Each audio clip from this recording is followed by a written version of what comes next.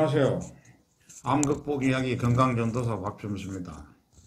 매일 암 극복 이야기 밴드와 유튜브에 가입하시는 많은 분들이 그 환자분들과 가족분들의 애틋한 사연에 같은 암 환자로서 지나칠 수가 없어서 오늘도 이렇게 마이크를 잡고 제 팩트에 의한 지식을 또 경험을 이야기합니다만 항상 아쉬움이 너무나 많습니다.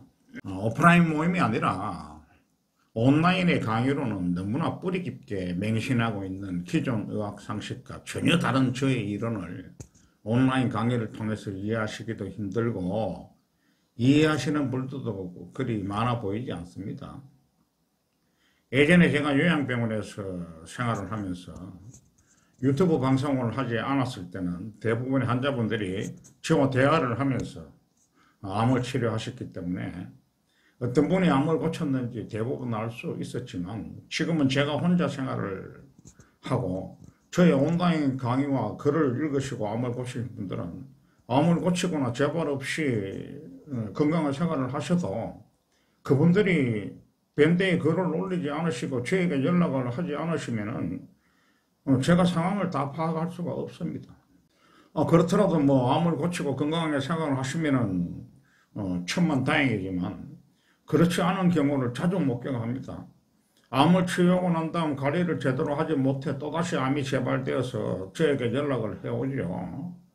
그래서 제가 항상 강조를 하는 것이 저의 강의를 또 저의 글을 반복 청취하시고 읽어보시면서 저의 뜻을 제대로 이해하실 정도로 공부를 하시라고 말씀을 드렸고 실천을 하시라고 했지만은 제대로 실천을 하시는 분들도 많아 보이지 않고 또 몸이 건강해지면 나태해지는 법이라 나름대로의 본인들의 이론으로 또 대응들을 하십니다. 그리고 또 요령을 부리시죠. 해서 서로가 대화를 하고 격려를 하면서 온라인에서 할 수 없었던 이야기를 박점수 사랑방이란 오프라인을 만들어서 대화를 이어나갈 것을 권유드렸습니다. 하지만 대부분의 회원들은 저와의 상담을 하시고도 뭐 상담도 해보신 분들은 다들 아시겠지만 30분에서 1시간 정도 상담을 합니다. 그렇게 상담을 하시고 또 박점수 사랑방에는 가입을 하지 않으십니다. 착각들을 하시면 안 됩니다. 박점수 사랑방에 가입은 저를 위한 것이 아닙니다. 바로 여러분들을 위해서 가입을 하시라고 권유하는 것입니다.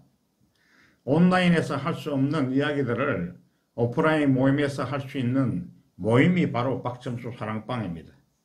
지금은 코로나로 인해 모임이 어렵지만 조만간 여러분들을 오프라인에서 만날 수 있을 것이라고 기대하고 있습니다. 그럼 오늘도 역시 심혈관 질환에 대한 강의를 이어나가겠습니다. 이 심혈관 질환은 제가 협심증을 알아봤기 때문에 너무나 심각한 문제고 또 주변에 심혈관 질환으로 해서 고통받는 사람들이 너무나 많기 때문에 이 방송을 계속 지속해서 안 할 수가 없습니다. 방송을 들으시기 전에 구독, 좋아요 꾹꾹 눌러주시기 바랍니다.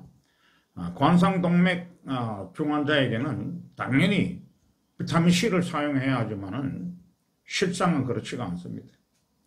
매년 20만 명 이상이 뇌졸중으로 사망하고 약 80만 명이 뇌졸중으로 전신이나 신체 일부의 장애를 겪습니다. 심각한 뇌출혈이나 혈전증으로 갑작스럽게 사망하거나 영구적으로 불구가 되는 것입니다. 그러나 이보다 훨씬 발병률이 높은 것은 가벼운 뇌졸중입니다. 이는 반복적이고 미약한 국부적 혈전증이나 모세혈관 파열에 의해서 내막출혈과 함께 뇌신경 조직이 서서히 파괴되어 가는 것을 의미합니다. 미국에서는 적어도 120만 명의 사람들이 이러한 가벼운 뇌졸중을 한 번 이상씩 겪는 것으로 추산이 됩니다. 가벼운 뇌졸중이 발생해도 경미한 현기증이나 메스꺼움을 대하듯 별다른 관심을 기울이지 않은 채 그냥 지나치는 경우가 대부분입니다. 이런 경미한 뇌 손상이 합쳐져서 정신적 또는 신체적 결함을 이야기했을 때에야 환자 자신이나 또 가족이 알아차리게 됐을 때는 무언가 잘못됐다는 것이 분명해지고 그때는 늦었습니다. 이러한 상황을 예방하고 가벼운 뇌졸중을 미연에 방지할 수 있는 예방체제가 필요합니다. 하지만 이것을 별로 신경들을 쓰지 않고 국가에서도 해주지 않는 것 같습니다. 뇌혈관계를 온전하게 유지하기 위해서는 신체의 다른 부분에서처럼 오히려 더 절실하게 비타민C와 MSM이 필요한 것입니다. 뇌는 신진대사와 작동을 위해 많은 양의 비타민C를 필요로 합니다. 따라서 식품으로 제공되는 비타민C에만 전적으로 의존한다면 결국 정상이 없는 만성적 손상을 얘기하게 됩니다. 문제가 심각해져서 광범위한 출혈이나 혈전이 발생하면 그때서야 정상이 분명해지지만 부적절한 비타민C 수치가 결국 뇌졸중으로 이어지는 것입니다. 뇌혈관 질환으로 사망한 환자의 뇌조직을 검사하면 조직 속에 비타민C가 전반적으로 결핍되어 있거나 극도로 낮은 수치를 나타내고 있습니다. 혈관 질환을 앓은 32명의 노인 환자를 대상으로 각각 비타민C의 양을 다양하게 지속적으로 실험한 연구 결과가 있습니다. 케일과 툴리스라는 의사는 4년간의 연구에서 6명의 사망자가 발생했다고 1953년에 보고를 했습니다. 이 중 4명의 사망은 직접적인 심장마비나 뇌질환에 기인한 것이었습니다. 이 4명의 사례 중에서 실험 기간 동안 매일 비타민C 100mg 이상을 섭취했던 경우는 단 한 명도 없었습니다. 다음 내용은 연구 논문의 내용입니다. 노인들의 혈관장애에서 전복적인 괴혈병이 빈번히 나타납니다. 심장질환과 뇌혈관 질환을 통제하는 데 있어서 비타민C와 비타민P의 유효성을 밝히기 위해 공공보건당국과 노인의학 클리닉은 더 장기적인 연구를 시행해야 한다. 이 같은 제안이 반복되고 있지만 아무것도 이루어지고 있는 것이 없습니다. 이것이 현실입니다.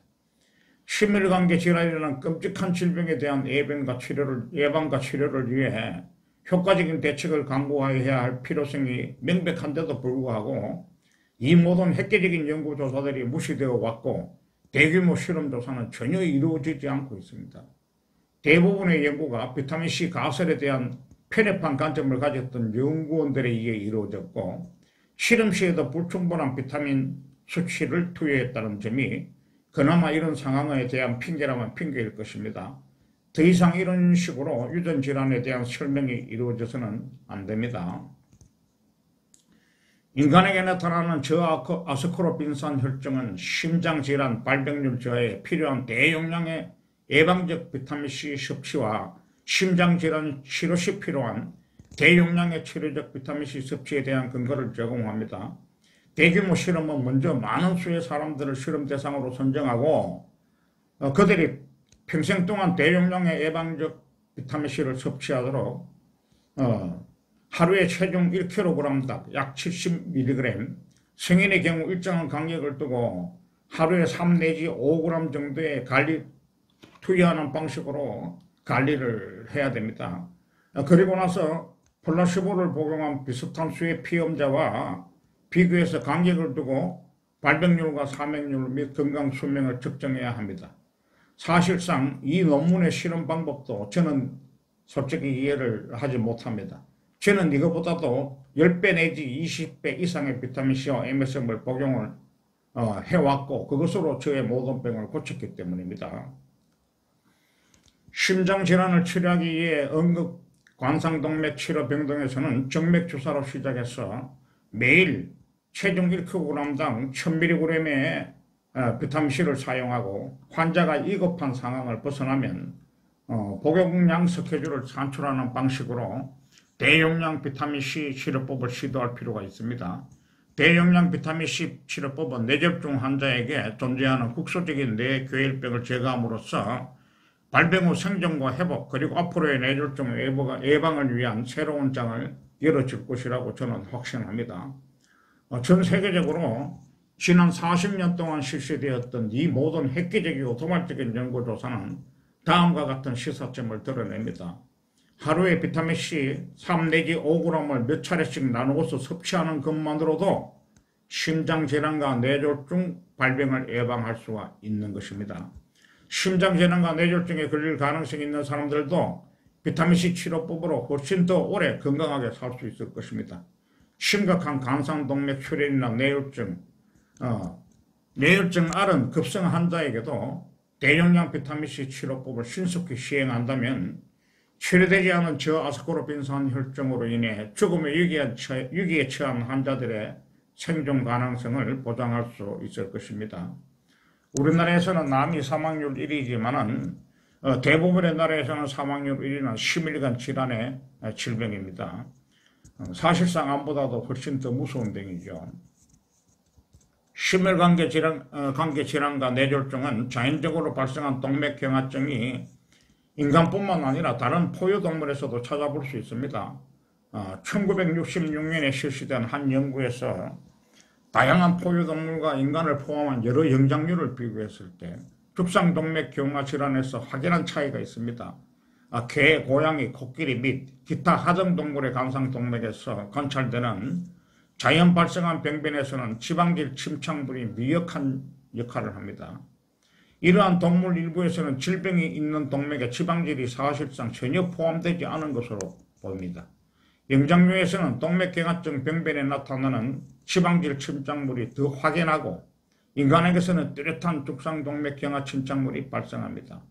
개, 고양이, 코끼리와 다른 하등동물이 있는 전자집단과 영장류와 인간이 포함된 후자집단 사이의 가장 중요한 생리적인 차이점이 바로 이것입니다.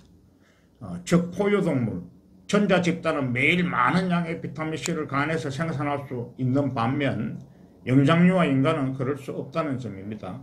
이것이 포유동물을 위한 간 합성 효소 체계의 중요성과 죽상동맥경화증 발생에 있어서 비타민C의 관련성에 대한 또 하나의 연구조사입니다.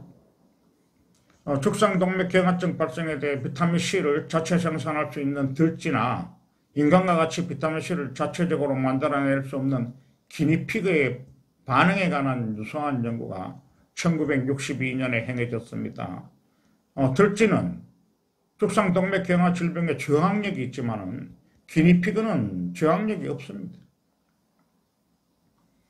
연구 결과 들쥐는 간에서 비타민C를 생산하지만 기니피그는 인간과 마찬가지로 간에서 유전적으로 비타민C를 생산할 수 없다는 차이점 때문입니다. 비타민C를 자체적으로 생산하지 못하는 인간이나 기니피그는 질 좋은 콜라겐 역시 거의 만들어내지 못하기 때문에 심장질환인 심근경색, 협심증, 뇌졸중, 뇌출혈 등의 병에 걸린다는 사실입니다. 암 환자들이 많이 겪는 부종 치료에 있어서도 도외시되었던 비타민C의 또 다른 특성은 많은 양을 투여할 때 비타민C가 이뇨의 속성이 있다는 점입니다. 1753년 린들은 괴일병으로 사망한 환자들에 대해 사후 검사를 실시하다가 체내의 비정상적인 수분 보유에 대해 주목했습니다. 비타민C가 가진 이뇨제네스의 속성은 1936년과 37년 비타민C 발견 직후부터 인정받았습니다. 하지만 무슨原因인지 모르지만 아직까지도 이뇨제로서 비타민C는 활용이 되지 않고 있습니다. 1930년대 초 비타민C 발견 직후에는 비타민C가 심혈관계와 밀접한 관련이 있다고 여겼고 실제로 방대한 양의 연구조사와 많은 수의 의학 논문이 발표되었습니다. 1934년 라인 하트와 메티엘에는 비타민C가 부족한 상태로 병에 감염된 기니피그에게 심장 판막과 심근의 토행성 병변이 발생했음을 알아냈습니다. 이는 류마티스열에서 나타나는 것과 놀랍도록 유사했습니다. 똑같이 감염되었지만 충분한 비타민C를 공급받은 기니피그는 이러한 심장병변을 보이지 않았다는 것입니다. 1년 후 맨팅과 킹은 거의 치사량에 가까운 양의 디프테리아 독소를 비타민C가 부족한 기니피그에 주입했더니 폐, 간, 비장, 신장의 동맥경화와 심장 근육의 퇴행성 변화가 나타난 것을 확인했다는 것입니다. 급성 또는 만성 괴혈병을 지닌 기니피그를 대상으로 이어진 추가 실험에서는 심장 판만력, 심근염, 간헐적 상남염이 발생했음을 보여주었습니다. 1941년 초반 비타민C를 충분히 섭취하지 못하면 불완전한 콜라겐이 생성되어서 모세혈관 파열과 동맥 내막의 출혈을 유발하여 결과적으로 관상동맥혈전증이 발생하므로 불충분한 비타민C 섭취가 관상동맥혈전증의 한 요인이 될 수 있다고 합니다.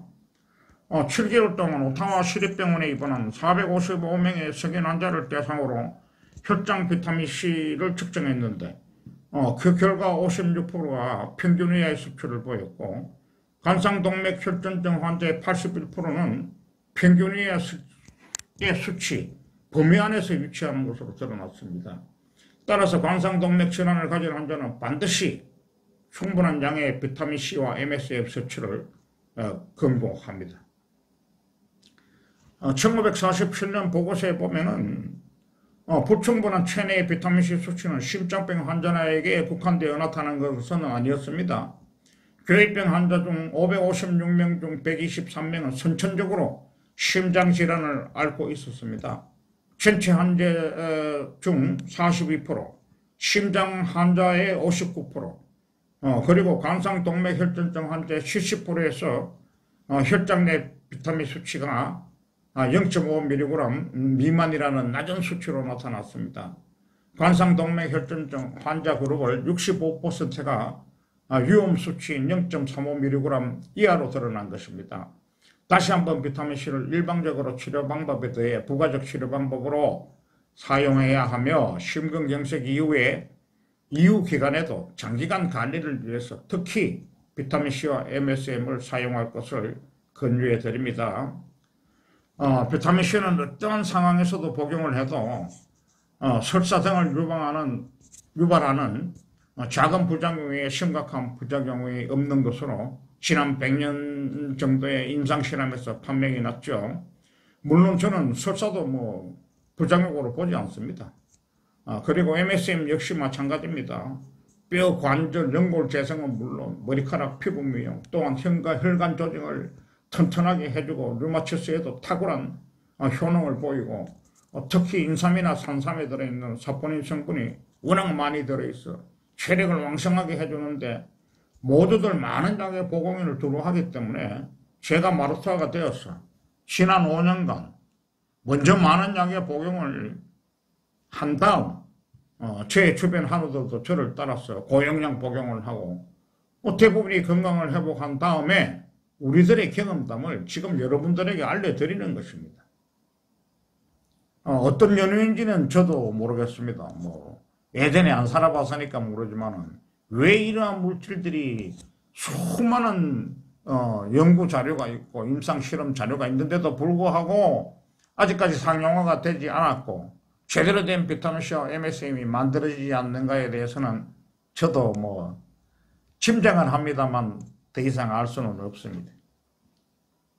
지금이라도 늦지 않았습니다. 비타민C, MSM으로 가지고 어린아이에서부터 산모 어떠한 상황에서도 지장이 없는 것으로 보여집니다.